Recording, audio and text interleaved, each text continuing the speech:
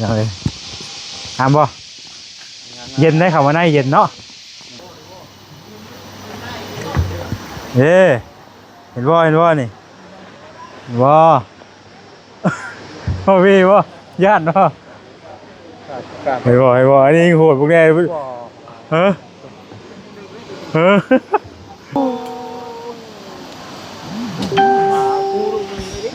มีโอกาสได้มา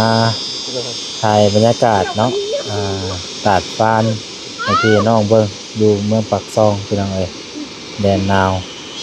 น้ำตกหลายๆทานหลายผู้หลายคนเพิ่นเคยมาผู้ใดเคยมาก็คอมเมนต์บอกว่าแซนเด้อเนาะพี่น้องเอ้ยอันนี้แม่น้ำตกตาดฟานพี่น้องเอ้ยเนาะวันนั้นญาติผู้ญาติให้กลัวหมู่บาดดิเฮ้ยพูดถึงยังไงยังมีทงไว้เป็นยัง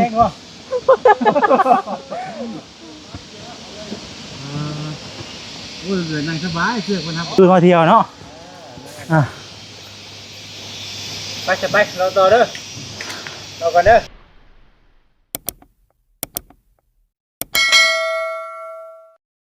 เอาพี่น้องเนาะมาต่อกันอยู่น้ำตกตาดฟานต่อพี่น้องเอ้ยมีแต่ทางผ่านด้วยกันเนาะเพื่อนและกลับบ้านกับประมาณ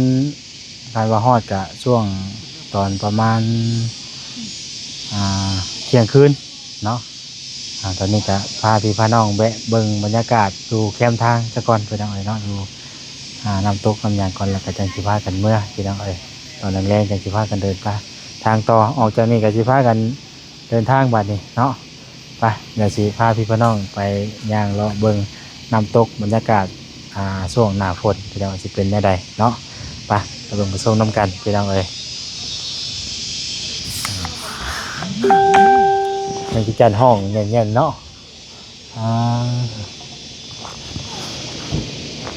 มีบ้านเพิ่นยังมีมันจันอยู่เนาะฮะสบายดีไม่ยังจ้ะไม่อีบ่ตื่นเต้นดิฮะตื่นเต้นอยู่บ่เนาะไปเบิ่งคือจังหวะมิตรอยากเมื่อยอย่างเดียวทั้งนั้นมันเอาเบิดเลยใช่ไหมโอ้ยมันดูมันตื่นเต้นไปเบิดเลยปวดหรอทั้งนี้มันสิกินใจสำคัญบ่วะไปเบิ่งมันกับคนละแบบแหละเนาะตื่นเต้นได้อีกบ่วะมันกับคนละแบบแหละพี่น้องเอ้ยเนาะเลยจะมีแนวอย่างซื้อกับเลาะเบิ่งก็ได้นี่เครื่องซื้อของขายซื้อมาฝากเมื่อต้อนถ้าพ่อถ้าแม่ถงไฟเฮ้ยข่าวท่านนี่เหรอทางนี้วะท่านข่าวยังไงท่านข่าวอยู่นี่วะเอาเนี่ยโอ้ยบอกซื้อเครื่องมันก็ต้องอันทางนี้ได้นี่เดี๋ยวออกมาจังแวะเขาเนาะออกมาก่อนพี่ก่อนจะเข้าไปเนาะโอ้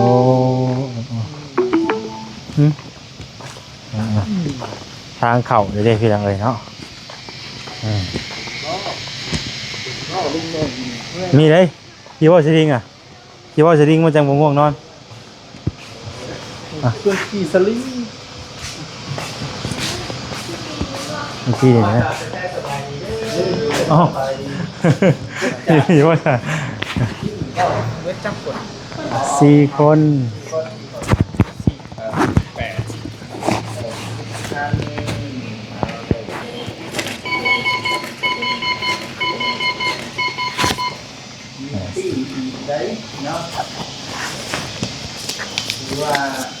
ใช่ฮะใช่นี่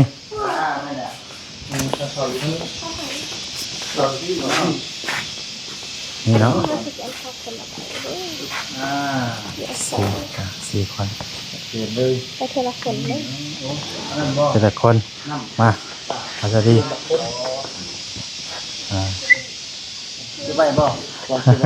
ต้องไปตามระบบอ่ะเนาะบอกคิดว่าอย่างคุณพูดให้หมดเอาวะขังว่าหนูเด้อโอ้จริงๆแล้วใช้ใบหนึ่งเลยกระย่างคำว่าถือคนเลยก็ได้เนาะ แต่ว่าบ่ได้ต้องตามระเบียบเนาะตามคิว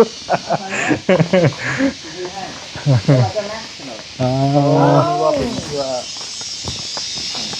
มีตัวเทียนเนาะ เด้เจ้าบ่ได้คุ้นบ่นี่น่ะ คุ้นอยู่ขอชื่อเรื่องมันนี่บ่นะข่อยยังบ่เคยมานะเห็นในคลิปบนทางว่าเตียงเพิ่นอันนั้นใช่ป่ะงามเย็นได้ เพิ่นมาอยู่ มีผมเนาะก็คือตัวนั้นเมื่อยค่ะ ฮะ ตัวนั้นเลย ตอนนั้นบ่อยากไปบ่ตัวน่ะมันก็ต้องท้าทายเลยนึงม่วนมันก็ต้องเมื่อยพร้อมแน่เนาะ พลังงาน ก็ต้องบวกกัน พลังงานมันบ่อยู่หั่นได้บ่เห็นบ่สิว่านี่เอ้ามาเลี้ยงไว้นี่เนาะ อ๋อเด้ถ่ายรูปอยู่นี่แค่รูปอยู่นี่ให้ได้บ่สิดิไอ้ตัวน่ะเว้ย สักชั้นหนึ่งตัวนี่นี่ ต้องเก่งแท้ นี่ ใช่ นี่ เออ ตาม โอ้คนละบ่เห็น โตแบบ ไปเอาแม่เพิ่นให้ซื้อเลย บ่ไปตามลูกศรคนใดพี่ทางพี่นี่ถ่ายรูปอยู่นี่ก่อนแค่พูดกันได้ว่าจะดิ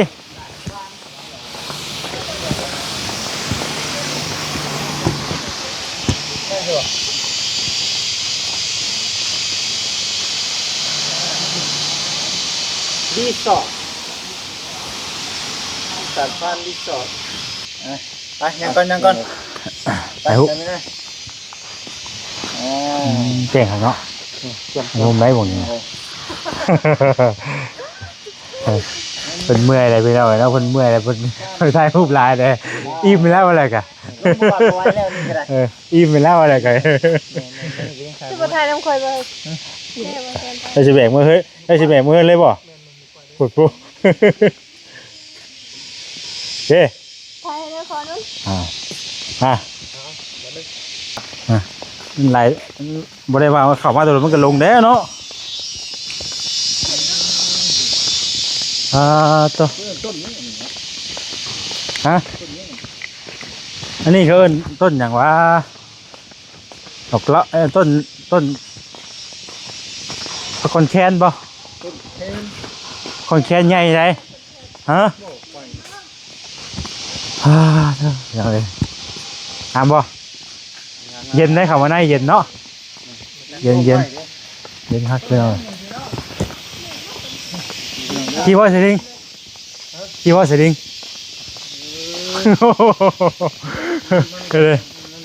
จุดชมวิวเลยจุดชมวิวภายในต้อนรับร้านอาหารรีสอร์ทจุดชมวิวร้านคาเฟ่สลิงของน้ำมีครบฮะไปพี่มาฮอดก่อนเจ้ากันยังบ้านฮอดจุดกันเนาะฮะขอย่านอยู่กันเป็นเจ้าได้ฮะ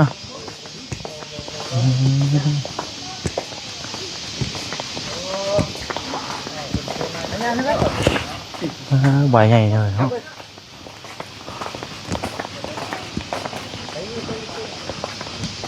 มาเบิ่งว่าจิตเลย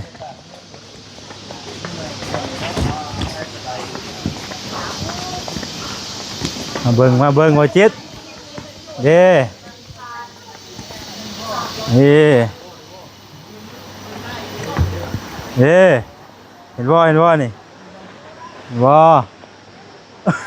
พ่อพี่บ่ญาติบ่ให้บ่อันนี้โหดพวกนี้ฮะโอ้ยของงามต้องเข้ามาในเลิกนิดนึงเจ้าอะไรใจร้อนเลยจะไม่ให้ลงเลยเนาะ โอ้ทั้งโหสดิ้งอยู่พุ่นจิ้ว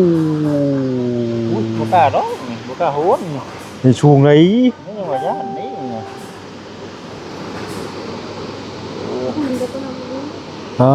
ตัวเป็นทางออกได้ว่าตะกี้บ่ได้ย่างบ่ได้ทางได้บ่จิตวันนี้เพิ่นบ่ให้บังได้เพิ่นให้เห็นไปเลยบัดนี้แต่ข่อยมาตะกี้ยังแบบว่ายังบ่ทันได้ทางยังบังอยู่ บ่เขาจะไทยวิวไปอยู่นี่บ่ที่บ่ แม่ก็อยู่สิแล้วนี่เฮาต้องลงไปรุมเพิ่นอีกพุ่นอยู่รุมพุ่นนี่ค่อยสิเข้าค่อยจะไปนั่งงานเด้อ นายจ้า รอขาด ไปลองเบิ้งไปว่ะไป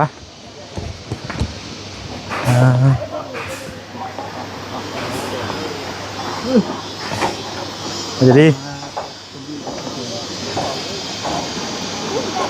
ฮะพาไปน้าเราญาติบาทนี่เนาะ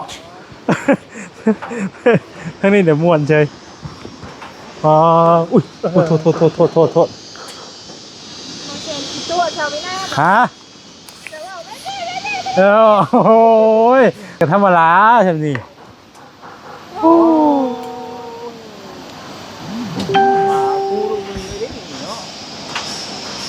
ชมวิวย่านวารินา เฮ้ย ย่านนี้โลกไทยแก โอ้ยปัญญาเห็นโทรศัพท์อยากมาเบิ่งเนาะโอ้ยตัวจริงแล้วมาญาติ ย่านแล้วแค่นี้พี่น้องเอ้ย หักบ่ตัวไปดังเลยนี่ไปดังเนาะน้ำตกตาดปาน จะม่วนให้เห็น ตกตลอดไปดังเลยเนาะตกบ่หยุดบ่หย่อนตกตลอด24 ชั่วโมง ยกเป็นโกนเนาะระวังหน้ามันเป็นเฮฮะให้ถ่ายรูปให้บ่ ตกปีดอได้ไปดังมื้อนี้เนาะ โอ้เจ๋งว่าย้อนไหน เด็ก ครับ ไปเอาเลยเนาะปานนั้นเพิ่นญาติเลย เนาะ ปานนั้นญาติบ่นี่นั่งเฉยบัดนี้ ย้อนละสิ ปานนั้นญาติเออ ใช่มาเฉลี่ยนั่ง เข้าไทยเข้า เผาแท้ บ่ยันเจ้าอยากคณะไทยได้สมควรได้บ่เฮ้ยได้นะได้โอ้ดีเห็น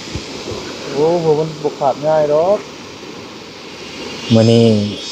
มีโอกาสได้มาถ่ายบรรยากาศเนาะตาดปานให้พี่น้องเบิ่งอยู่เมืองปักซองพี่น้องเอ้ยแดนนาวน้ำตกหลายๆทานหลายผู้หลายคนเพิ่นเคยมาผู้ใดเคยมาก็คอมเมนต์บอกว่าแซ่บเด้อเนาะพี่น้องเอ้ยอันนี้แม่น้ำตกตาดปานพี่น้องเอ้ยเนาะ โอ้ยขยะดิ เลิกดีเราได้พี่น้องเอ้ยเนาะมึงไง โมเมนต์เจ้าเห็นด้วย งามมีรอเนี่ย โอ้ยเอานี่มาเฮ้ยเฮ้ยที่เฮ้ยที่เฮ้ยไปนี่เห็นให้เบาสวัสดีไทยนั่งนอน มาเฉลี่ย เดี๋ยวค่อยสิไปซื้อเสื้อให้ลูกชายข่อยตัวหนึงเพราะว่าเพิ่นมักนุ่งให้เสื้อ มันเป็นยังบ่เคยนอนที่ไหน มันสิเป็นหยังจริงๆเจ้าก็ผู้ใดลงไปเอาอยู่น้ำพุ่นแหล้ว เอาว่าสิเดี๋ยวเอาลุกขึ้นมา มันก็เกินไปวันนั้นญาติมันญาติผู้ญาติให้กลัวหมู่บาดดิ เอาเลยว่าใช่น่ะ เอาตรงไหนก็ได้ก็ได้ ได้เอา เอาเลยว่ะ เจ้าอย่าครึ่งไง อย่าขึ้นกับตัวธรรมชาติเก๋คือมันคือถึงไม่ปิ้งหนีบนี่นะเห็นธรรมชาตินะ เร็ว ทำใจชุดๆนะไปลุก ให้เราพื้นมันต่ำอยู่พื้นมันต่ำ ว้าอุ้ยเราปิ้งกันเลย จะค่อยๆได้เด้อ โอ้เขาเรียนทอดหุ่นรู้ทอด ตัวเรือติกระดูก ว่าแล้วเฮ้ย เนาะเป็นยัง แข็งนะ เฮ้ย พูดถึงกู ยังไงยังมีทองไว้ ไปยังวะ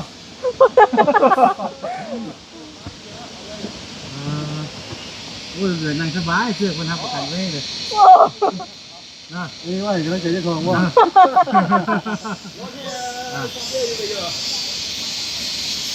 เห็นปะเอาพวกคำกระโดดยาว เย้ ไป คัก ไม่วันนี้คือเท่าดิ ฮะ คือเท่าดิ จากแล้วหาวิธีเอาเองเด้อ ไป แต่เรายังลงได้อยู่ ขึ้นเลยลงอะไรเนาะไปมาเลย หลายร้อยเมตร จุดชมวิวก็จะมีประมาณนี้แหละพี่น้องเอ้ยเนาะก็บ่ได้มีอย่างหลายไปเลยมาชมวิวงามเนาะ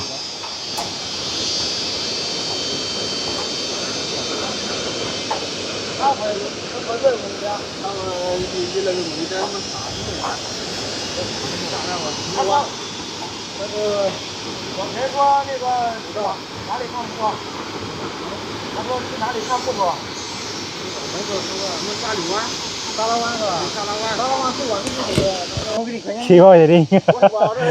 มันต่างกันว่าไปอันว่าอันไหน บ่อยากขี่แต่ว่าเงินไม่ถูกมันบ่พร้อม แพงสุดเลย ไม่ว่านะมีล็อกจริงอ่ะแซนเนาะมันบอก บ่หรอก ก็ได้อ่ะ มันก็ได้แต่มันมีจิบกาแฟพร้อมเลย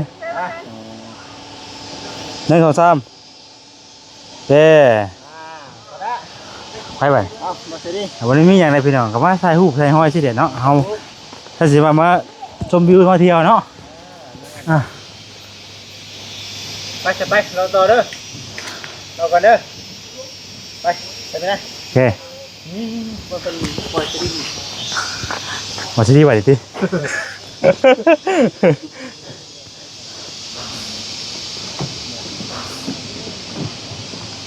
โอเค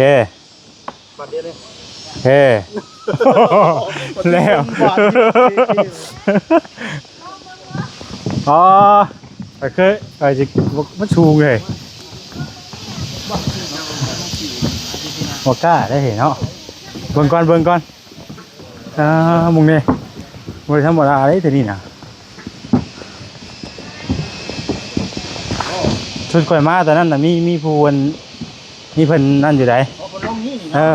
ะ อก็มุมนี้ก็งามพี่น้องเนาะพูดเลยเนาะ สดปุ๊บๆกันแล้ว อ๋อตัว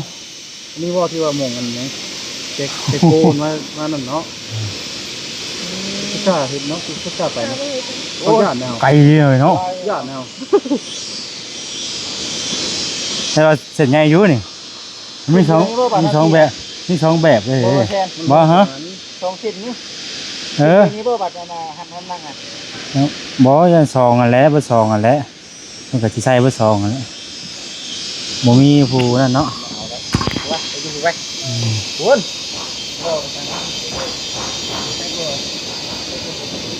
ถุงตรงนี้ว่าจะไปโคนอะไรเช่น บ่ได้ยังบ่ได้ถูกอยู่นี่มันบ่ได้บ่เวไปสิ บ่ได้ว่าไป อันนั้นมันข่อยขี่ตอนนั้นน่ะมันแบบว่า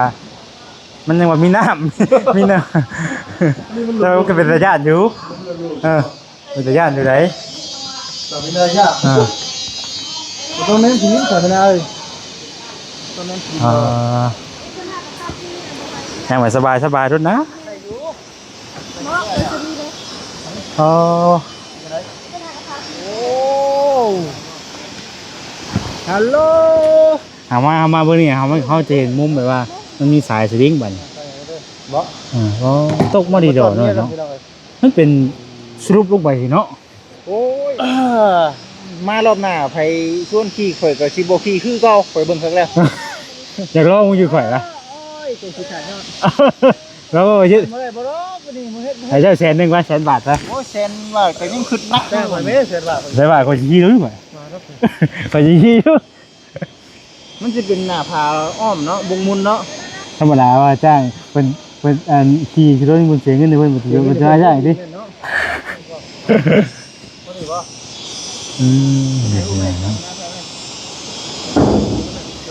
เก็บภาพบรรยากาศไว้พี่น้องเนาะงามๆพูเนาะโอ้บรรยากาศทางนั้นจ้ะไหลตลอดเลยพี่น้องเนาะน้ำมันจะได้ใช่น้ำมันไหลมากกับว่าได้หน่อยว่าได้หลายเนาะแต่ว่ามันตกลงมามันกระจาย ไหลมาแต่พุ่นเพิ่นว่าตาตัวนั้นเนาะไปทางนั้นทางนี้ได้เนาะ อ๋อมันเป็น2แบบเลย โอ้ตัวนี้น่ะไปยักตัวนี้กลับไปยักเนาะ อ๋อไปเป็น2มันมีแบบว่า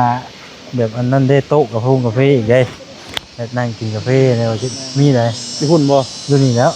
นั่งอยู่นี่แล้วเงาอยู่เนาะปุ๊บว่าจะไปตกใจที่หมองนั่นนะว่าชิด สิไปตกใจอยู่หม่องนั้นได้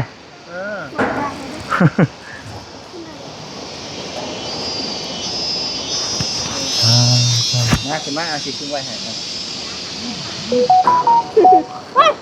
เอาจับเจือที่ละ นึกเฮ้ย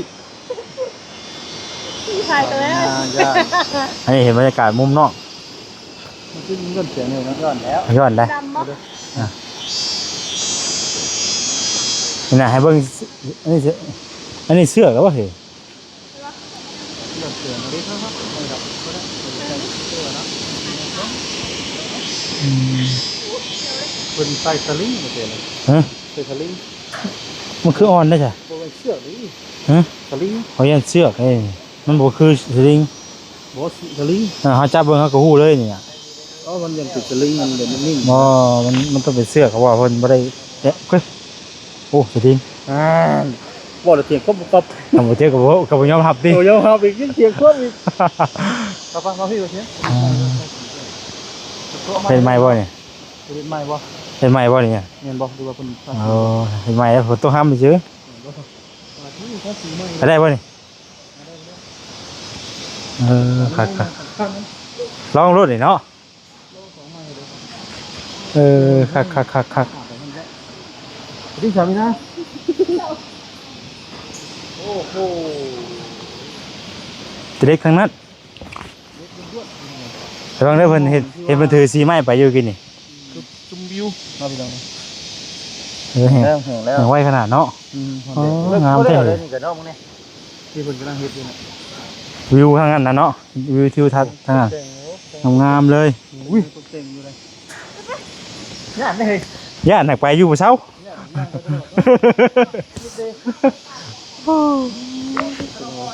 หักไว้นี่ใครกว่ามันเป็นตะนางอยู่เช่นต่างประเทศประเทศ อ๋อเลิกเติบได้เฮ้ยอย่างนี้ จะเน้นถึงรูปไหม เนาะ ใครกว่าที่ว่าอยู่ต่างประเทศประเทศย่างนะเกี่ยวจุกกันเลยเป็นเล็กมันจานยิ่ง ประมาณนี้อย่างไรเนาะบรรยากาศก็ได้ว่าจะไปซื้อเสื้อให้ลูกชายก่อน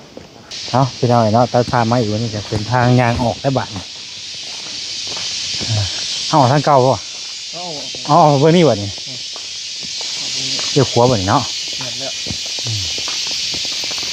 สีขาวอัน มันหั่นไปทั้งเข่าติดเข่าแล้วว่าเป็น บอกทางออกเลยไหนออกเลยสินะทางออกโอ้ขี่เรือก็ได้เลยน่ะเนาะมีหมวกขี่เรืออีกเลย ไม่งาน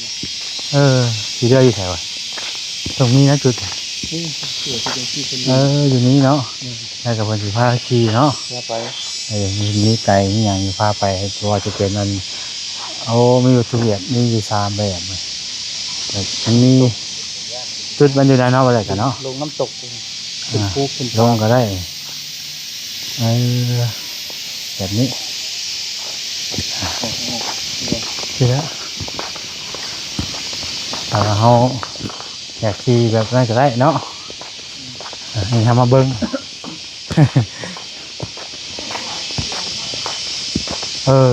เอาไปดิเห็นว่าแบบนี้ เขานี่เป็น ฮะ เขานี่เป็น อันนี้นะมันเป็นอันนี้คือเขาเห็นจะพูดไหนเด้ ไม่จอด เฮ้ยมันคือเขาเห็นอยู่เมืองยัง คนไทยบอก เจ้าเพิ่นซื้อมาจะพูดมาจาก หวานเขาเห็นแบบว่าที่ บ่อะไรเลย อยู่มาบดสนุกมาเถอะ ไปเนาะเบิ่งชุดอันนั้นก่อน การงานไปชื่อว่า เฮ้ยพานเอาจะดิพานนี่น่ะ กันแรก เอาดิ วันทานที่เทียนว่าห่วงเนาะ พานไหน ทานบ่ เนี่ยเพิ่นยังซื้อตัดพานน่ะเนี่ยเบิ่งชุดเบิ่งเสื้อกันบ่ติเบิ่งเสื้อให้อานุ่นก่อนให้เราเบิ่งข้างในก่อน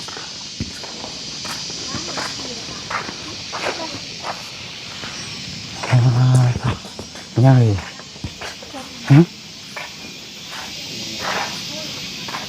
ที่เป็นนี่เนาะ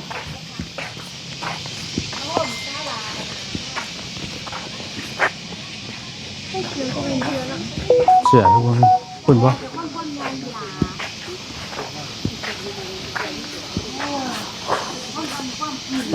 กินได้เลย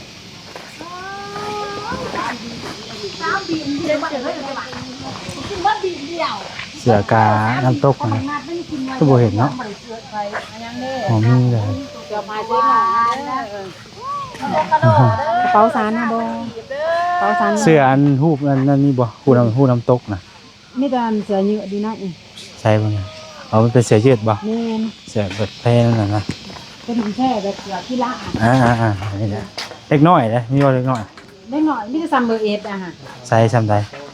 หน่อยดีกับบ่มี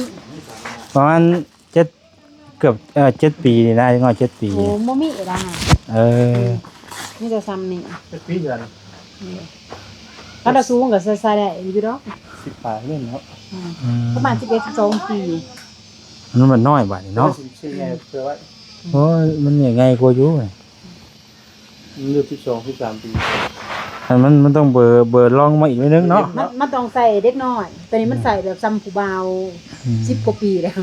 34เนาะ เด็กน้อยเพิ่มขึ้น เพิ่นได้แต่ละห้างเพิ่นก็มีคือกันบ่ บ่มีทหารขออาหารเดียว เออ จะว่าส่วนหลายสิบ่ได้คอยเฮ็ดมากเพราะว่าสั่งเขาเดี๋ยวละเป็น 2-3 พันเขาจะเฮ็ด อ๋ ให้ อ เฮามันเฮ็ดมาแล้วมันมานอนพื้นอีกฉะนั้นด้วยแอล เบอร์ L จ้ะ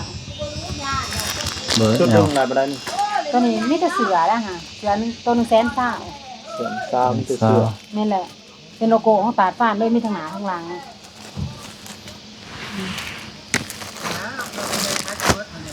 คือผู้ใหญ่เนาะ อ่า จะสร้างกันบ่ แม่น3กันเล็กน้อยได้ไงได้ไงตัวใหญ่ราคาเดียวกัน น้อยผู้ใหญ่ราคาเดียวกันเนาะ แม่นก็เอากระลุดให้พอเป็นไรเฮาราคาเดียวกัน อ๋อน้อยใหญ่ก็คือกันเนาะ แม่น เสียงคือใส่เสื้อที่เป็นได้ว่า มาเอาตัวเบอร์ S ก็ได้ บ่ได้เอาสีหยังเนาะมันมีน้ำตาลมีแดงมีกลมบ่กลมบ่มีขาว บัวแดง โอ้ตัวผู้ใหญ่มีข่าวบ่ของผู้ใหญ่ เขาผู้ใหญ่สีขาวบ่เบิ่งเบิ่งกันเด้อกันนึง เบอร์ L เด้มีอยู่นี่เนาะ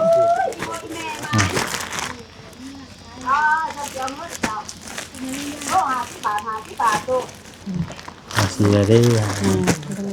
ที่กลมเพิ่นก็มี เขาจะเอาหลายตัวไว้ไล่ให้สุดละสุดละแสนว่าตัวละแสนก็ได้ ละสอง มันเป็นโลโก้ของตาลฮะจะมาสร้างเถื่อละ2,000มันนี่3สุดท้ายเบิดไปเท่าปีว่าซั่นซะคันเฮ็ดน้อยหมู่ก็บ่เฮ็ดให้เฮาเด้เพราะว่ามีแต่เฮาสร้างต้นใหญ่เด้เฮาบ่ เอาสองตัวก็ได้ กับเอาสีนี่บ่ เดี๋ยวบ่เอาสีขาวนี่ โอ้เดี๋ยวก็วาง บ่นั่นบ่รถบ่ได้รถบ่ได้สองตัว นี่ราคาอยู่เห็นแล้วตัวละแสนนี่จ้ะที่เห็น10โตจังไดตัวละแสนแต่ว่าแบบขายให้ตะกี้เบอร์น้อยก็มีแต่ว่ามันเบิดคือว่านะมันสั่งจำนวนหลายเขาจะเฮ็ดให้เฮาพอมีแต่เฮา ชื่อ ขาย เมื่อให้ลูกชายเพิ่นมักใส่ให้นะ แม่มันบ่ฮ้อนจ้ะ ขอบใจขอบใจ เด้อขอบใจที่ตั้ง บ่แซ่บบ่ชื่อนี่บ่มาต้อนนะบ่แซ่บ โอ้ โอ้ระวังนะ พอใช่ดีโอ้ยบ่แล้วกัน บ่เคยในเนาะบ่ใช่เนาะ ใจดีแล้วหั่นไปนี่ยิ้มมาแล้ว เดี๋ยวขอบใจเด้อ ขอบใจเด้ออะโวคาโดงามๆเพิ่นเอามานะ ซื้อแล้วนั่นน่ะ แม่นบ่ ซื้อแล้วให้ก็ซื้อแล้วโดยงามเนาะโดยยังใหม่ยังนี่ ไปเด้อ ใหม่ยังนี่อะไรใหม่ยังนี่คือบ่เคยเห็นนี่มะกอ ก็ละเนี่ยมันคือแม็กอะมอดนั่นเด้ เอาสิมึงจะ ขายได้นี่ ตัวนี้บ่ ขาย บ่ชิด นะครับแกเลยเอา70,000ขายเป็นรถละ200,000ฮะชมนี่เลยเฮาแกไว้แล้วก็มี ก่อว่า บ่แม่นเฮาอบแล้วครัวแล้วดินี่อบแล้วเรียบร้อยตัวนี้แกแล้ว 40,000บาทเจ้า แม่นี่70,000ตัวนี้200,000โลนึง หมดทิศ ขายใน ได้ บ่ธรรมดาเลย แต่มันแซ่บดูแต่ว่าสมราคานั่นนะ แม่นถ้ามันหางกะโลเรา1,000 บาทถ้าจะขายจริง น้ำผึ้งก็มีอ่ะ เอ้ยน้ำเพิ่งเขาเบิ่งนะเจ้ น้ำผึ้งมะก เดี๋ยว อก เราแซ่บ เรา กี่ ซื้อ พอ มา เด็ด เนาะ อืม ปุ๊บเธอน้ำผึ้ง นี่บ่แสนสาวก็แล้วจะเอาขายแสนหา เอาบ่พวกสดบ่ สดโดดตัวนี้เขาประกันให้โดดเด็ก ใช่น่ะอัน มี70,000มันเอา3 อัน 200,000ก็ได้3 2 200,000ก็ได้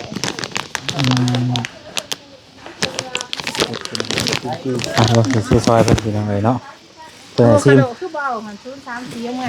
เพราะว่ามีซื้อได้ไหม มันตัวน้อยโล10,000 โล10,000ตัวน้อยนะ แม่นนี่ ทำมังไงดิอ่ะ มักใหญ่โล70พอดีเลย มักใหญ่ให้20,000 อ่ะเดี๋ยวเอาไปแกะเลยเนาะ ป่ะ อืมกินบัดนี้เฮา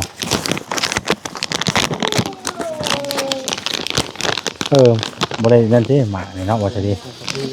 ฮะปองามเลยเห็นไหมแพงเลยของแพงเลยนี่ก็มีเนาะได้อยู่เนาะ เป็นแม่คาราเมีย ได้แล้วอ่ะ บ่ในบ่เราบ่ยา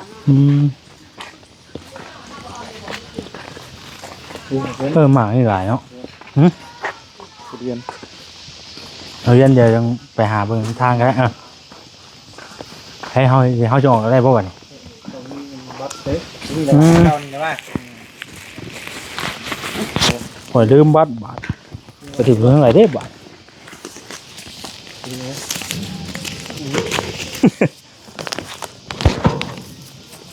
ไปพูดแต่ว่า ฮะ ไปเลยมาเลย อยู่พี่ฮะ นั่นแหละ บ่อยู่นี่บ่เนี่ยไปออกบ่ได้บัดนี้เอ้าแล้วบ่เคยออกเนาะ